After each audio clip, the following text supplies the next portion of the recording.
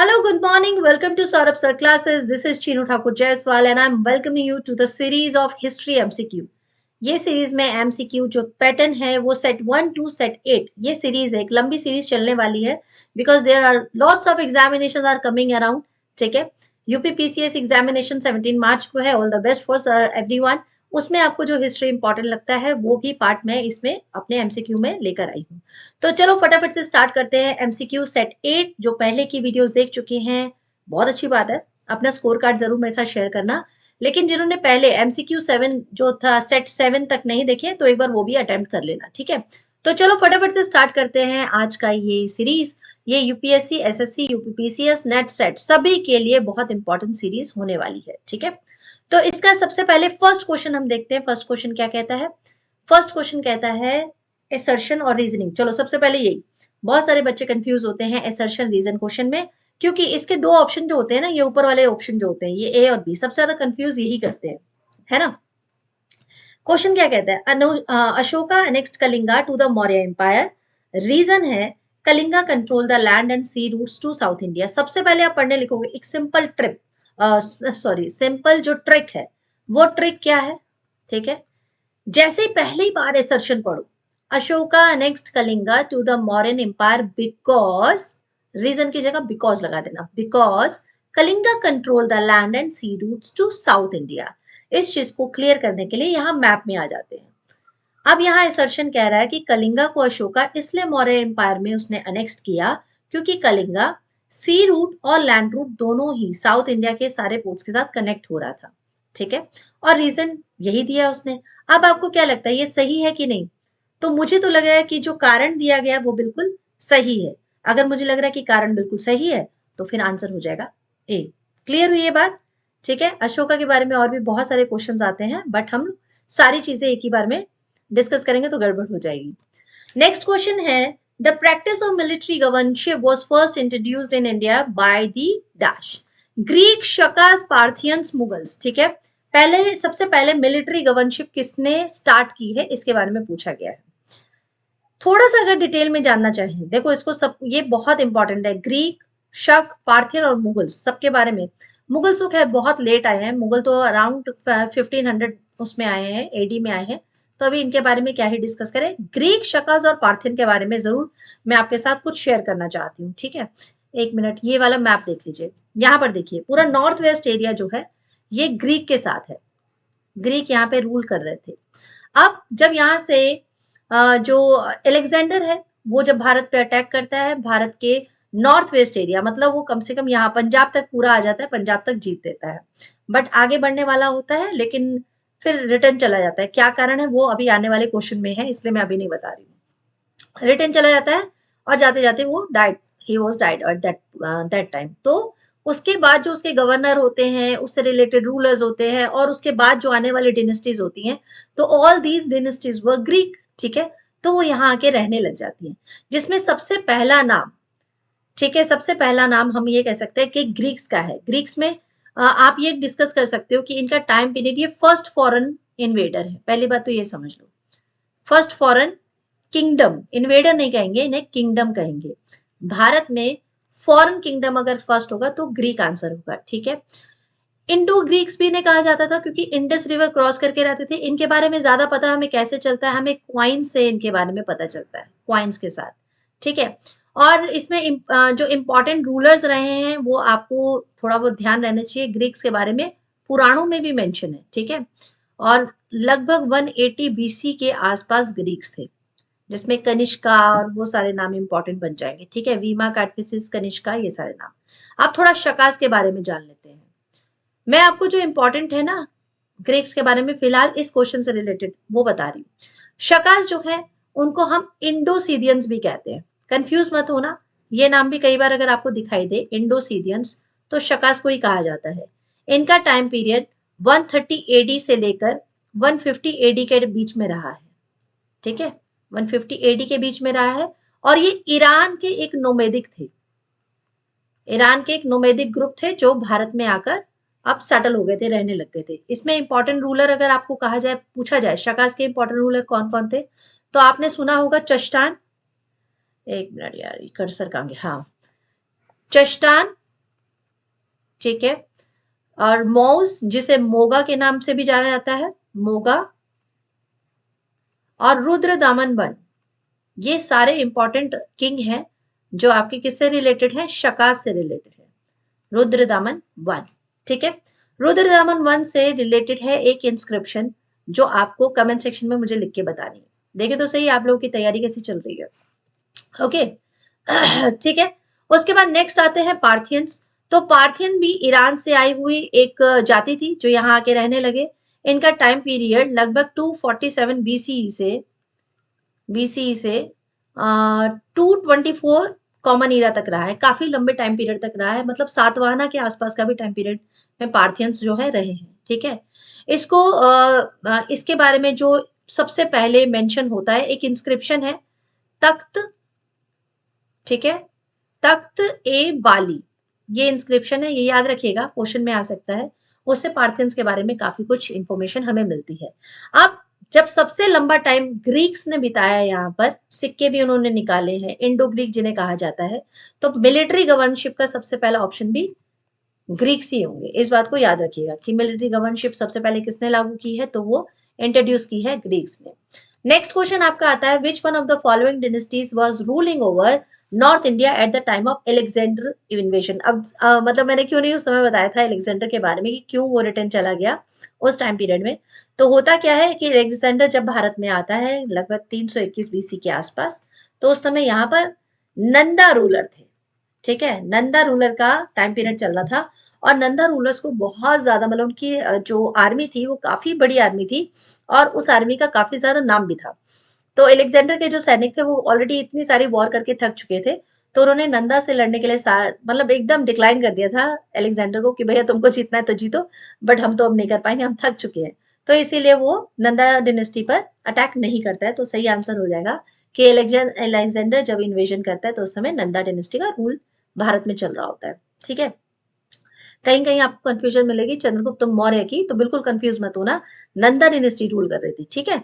चलिए next question है, Hoysala monuments are found in. Hoysala एक बहुत इंपॉर्टेंट डिनेस्टी रही है, बट इससे रिलेटेड ज्यादातर क्वेश्चंस में हमेशा कुछ नाम आते हैं, वो मैं अभी आपको आंसर बता देती हूँ। होयसल डिनेस्टी आपकी ये पूरे एरिया में थी, ठीक है, जिसकी जो कैपिटल था पहले बेलूर था, लेकिन बाद में इन्होंने अपने हालेबित एक जगह थी उसको अपना कैपिटल बना दिया था। तो आंसर आपको पता चल ही गया होगा कि होयसल मॉन्यूमेंट्स कहाँ मिलते हैं, तो हालेबित और बेलूर में होयसल के मॉन्यूमेंट्स मिलते हैं, जो बहुत इंपॉर्टेंट है। नेक्स्ट क्वेश्चन है, which one of the following pair is correctly match. पहले क्वेश्चन ठीक से पढ़ना, जब भी मैचिंग का क्वेश्चन होगा यहाँ पे एक बार ठीक से देख लेना, ठीक है, कि करेक्टली है या which is not correctly matched, ये सारी चीजें देख लेना। अब यहाँ पे पूछा गया कि इनमें से कौन सा पेयर करेक्टली मैच होता है, ठीक है। तो Harappan civilization painted grey ware से मैच हो रहा है, देखते हैं। कुषाण गांधार स्कूल आर्ट से मैच हो रहा है, पता नहीं। मुगल अजंता पेंटिंग से मैच हो रहा है, या Maratha Pahari school of painting से मैच हो रहा है। अब ये चार ऑप्शन है और मान लो आपको कोई ऑप्शन नहीं आता, तो क्या करोगे, एक बात हमेशा याद रखोगे कि कुशानास जो आए थे वो अपने साथ लेकर आए थे गांधार स्कूल ऑफ आर्ट। ये बात तो एकदम दिमाग में बिठा लो, गांधार स्कूल ऑफ आर्ट, ठीक है। तो ये तो ठीक हो जाएगा, ये बिल्कुल सही हो जाएगा। अब नेक्स्ट जो आता है वो आपसे पूछा जाता है कि पीजीडब्ल्यू यानी कि पेंटेड ग्रेवे, एक बार आंसर भी चेक कर लेते हैं। आंसर हाँ बिल्कुल Kushan Gandhara school of art है, ठीक है, सही आंसर। ये देखो इस तरह की तस्वीर आती है। पहले मथुरा स्कूल ऑफ आर्ट चल रहा था, फिर गांधार स्कूल ऑफ आर्ट चलने लगा, बहुत फेमस भी हुआ, और उसके बाद अमरावती आर्ट, ये तीन आर्ट थे जो उस समय बड़े फेमस हो रहे थे, जो बाद में गुप्ता टाइम पीरियड आया उस समय, ठीक है।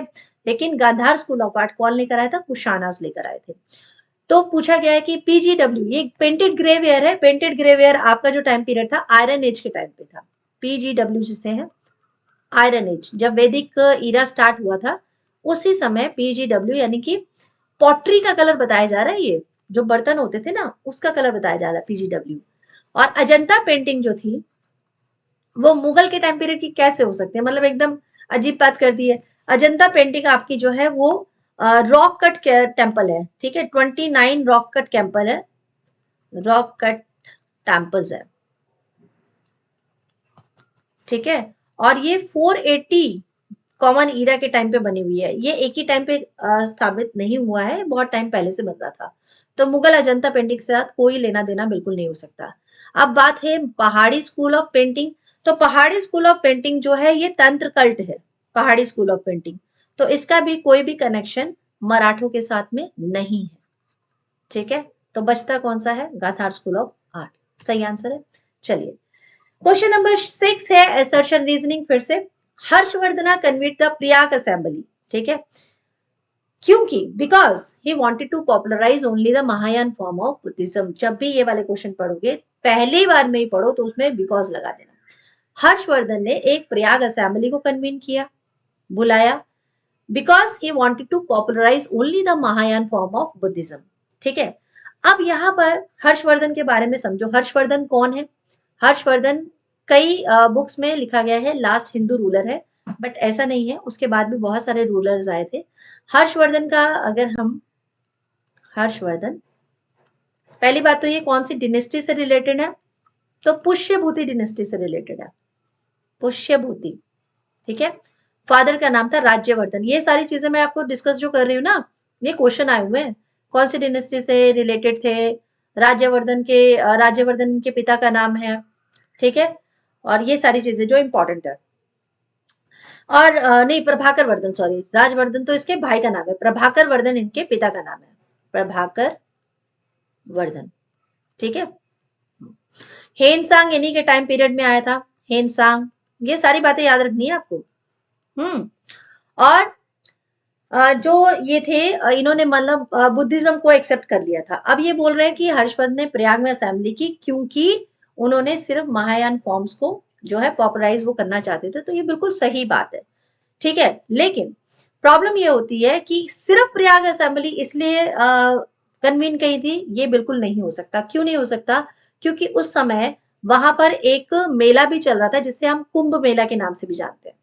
ठीक है, कुंभ मेला के नाम से भी जानते हैं, तो इस वजह से जो प्रयाग में असेंबली हुई वो सिर्फ और सिर्फ महायान फॉर्म को पॉपुलराइज करने के लिए नहीं हुई। तो आंसर क्या हो जाएगा, बी हो जाएगा।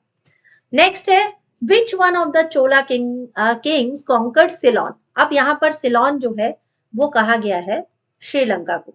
क्या लगता है आपको सही आंसर क्या होगा, इनमें से कौन रूलर है चोलास के टाइम पीरियड के जिन्होंने सिलोन यानी श्रीलंका को पूरी तरह से जीत लिया था। ठीक है, इस क्वेश्चन में कंफ्यूजन है, मतलब अगर आप कहें कि ये क्वेश्चन आसान है, इसमें कंफ्यूजन है, मैं दूर करती हूँ, पहले आप मुझे आंसर बताओ, क्या आंसर होगा, क्या लगता है आपको। इसका सही आंसर होगा राजेंद्र। ठीक है, ऑप्शन सी। अच्छा, ऐसा क्यों होगा वो भी मैं आपको बता देती हूँ। ऐसा इसलिए है क्योंकि राजा जो राजा थे, ठीक है, एक मिनट रुको, यस, जो राजा चोला थे, जो इनके पिता थे, हमेशा कंफ्यूजन क्या होता है कि कॉन्कर्ड किसने किया, तो कई लोग इसमें बहस भी हो जाती है कि Raja was the ruler who conquered Ceylon and Rajendra was who just taking part in that war. लेकिन हुआ क्या था कि राजा चोला जो थे ना, उन्होंने जो वेस्ट पोर्ट थे, मतलब वो श्रीलंका में अटैक कर चुके थे, उन्होंने श्रीलंका पर अटैक कर दिया था, और वेस्ट कोस्ट वगैरह जो उनके थे उस पे भी उन्होंने कंट्रोल कर लिया था, मालदीव्स पे भी उन्होंने कंट्रोल कर लिया था। लेकिन अगर पूरी तरह से कहा जाए, पूरी तरह से श्रीलंका को जीतने का श्रेय किसका है, तो वो राजेंद्र का है। ठीक है, कंप्लीट कॉन्कर्ड, कंप्लीट कॉन्कर्ड है आपका सिलोन का, किसने किया है, राजेंद्र चोला ने किया है। ये बात रहेगी आपको याद।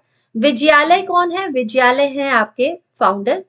ठीक है, फाउंडर कहे जा सकते हैं चोला डिनेस्टी के। मूवेंडर एक बहुत इंपॉर्टेंट टर्म है जो चोलास के लिए जो है यूज किया जाता है, मूवेंडर। ठीक है, आदित्य वन कौन है, आदित्य वन विजयालय के ही आगे जो है सक्सेसर है, और आदित्य वन ही थे जिनको मतलब जिन्होंने बहुत सारे वॉर जीती है। ठीक है, और जो पल्लवास, यस, पल्लवास को डिफीट किया है इन्होंने, ये बात आपको याद रखनी है, पल्लवास को भी डिफीट किया है। ओके, इनके बारे में और बहुत सारी इंफॉर्मेशन है जिसके बारे में डिस्कस करना है, but as per the question हम डिस्कस करेंगे। आज का क्वेश्चन रिलेट है श्रीलंका से, तो राजा राजावन और राजेंद्र, इन दोनों के ऊपर ये मतलब जो है ऑप्शन जाता है। इस तरह से लगभग जो राजा थे उन्होंने ये पूरा एरिया कवर किया था। ठीक है, यहाँ से मतलब उनका जो पॉलिसी थी इन सारे एरिया को अपने कंट्रोल में करने की थी, बट उन्होंने श्रीलंका सिलोन को कंट्रोल करना स्टार्ट कर दिया था, बट पूरी तरह से कॉन्टेक्स्ट जो उनको कॉन्कर नहीं किया था उन्होंने। ठीक है, पूरी तरह से ये काम कंप्लीट कौन करते हैं? राजेंद्र करते हैं। और लगभग 10,000 से भी ज्यादा इंस्क्रिप्शन है जो कि चोला डिनेस्टी से रिलेटेड है। ठीक है, चलिए next question, who among the following presided over the Buddhist council held during the reign of Kanishka at Kashmir? Very very important, Buddhist council से लेकर हमेशा क्वेश्चन आता ही आता है। आज मैं कोशिश करती हूँ कि आपको ये बुद्धिस्ट काउंसिल वाला जो क्वेश्चन है वो हमेशा के लिए आपका सॉल्व हो जाए। कैसे? एक ट्रिक बताती हूँ जो मैंने यूज की थी, तो ये ट्रिक आप लोग यूज करें या नहीं करें वो आपकी अपनी इच्छा है। ठीक है, यहाँ पे पूछा गया है कि कश्मीर का जो कनिष्का ने जो फोर्थ बुद्धिस्ट काउंसिल किया था कश्मीर में, उसको प्रिसाइड किसने किया था? तो आंसर क्या होगा? परस्व, नागार्जुना, शूद्रक या फिर वसुमित्रा? तो आंसर होगा वसुमित्रा। ठीक है, अब मैं आपको थोड़ा सा ट्रिक बताती हूँ। देखो ये सारी बुद्धिस्ट काउंसिल है, एक बहुत अच्छा मुझे पेज मिल गया तो मैं इसको अपलोड कर दिया है। इसमें सब लिखा हुआ है, टाइम पीरियड लिखा है, पैटर्न कौन थे, मतलब किस किंग के अंदर हुआ है, और डिनेस्टी जो थी वो कौन सी थी, उनकी वेन्यू कौन सा था, और चेयरमैन कौन सा था। अब मैं बताती हूँ कि मैंने कौन सी ट्रिक यूज की थी। तो मैंने एक ना स्लोगन था, एक स्लोगन मैंने रेडी किया था। क्या था स्लोगन? मैंने किया था, राजा महाराजा महाराजा आ जाओ। ठीक है, आ जाओ, वही वही सबका काल है, काल है। ठीक है, पाओ मोगली का, मोगली का फंसा, फंसा अशोका वन में। ठीक है, अशोका वन में, ये वन मतलब वो है, वैन लिख रही हूं मैं, इसे वन समझना, जो वन होता है ना, अशोका के पेड़ होते हैं जहां पे, अशोका वन में। ठीक है, और लास्ट लाइन है, कुंडल अश्व, अश्व और कणी, कणी का भी वही हाल है, वही हाल है। देखो मैंने इसको अपने तरीके से बनाया था, राजा महाराजा आ जाओ वही सबका काल है, पांव मोगली का फंसा अशोका वन में, कुंडल अश्व और कड़ी का भी वही हाल है।